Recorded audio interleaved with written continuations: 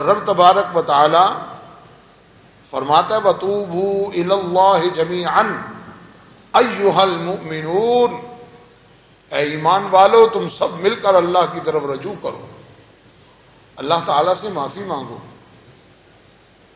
وَاتَّقُوا فِتْنَةً لَا تُصِيبَنَّ الَّذِينَ ظَلَمُوا مِنْكُمْ خَاصَّةً، ڈرو اس آزمائش سے، اس فتنے سے جو خاص لوگوں کے لیے نہ ہوگا، سبھی اس میں مبتلا ہو جائیں گے۔ اور حضور نبی کریم صلی اللہ علیہ وسلم نے ایک مثال دے کر سمجھایا کہ ایک کشتی پر سوار لوگ ہیں اور اس کشتی کے دو حصے ہیں، ایک حصہ اوپر ہے اور ایک حصہ نیچے ہے۔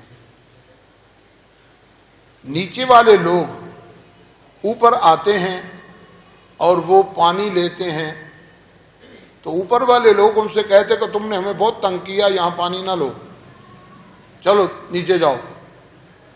تو وہ نیچے والے لوگ کہتے ہیں اگر تم یہاں ہمیں پانی نہ لینے دو گے تو ہم کشتی میں سوراخ کر کے نیچے سے پانی نکال لیں گے۔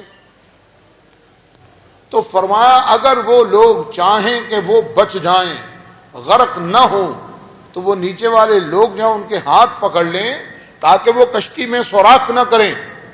اگر کشتی میں سوراخ ہوگا تو سارے ہی ڈوب جائیں گے، بچے کو کوئی نہیں۔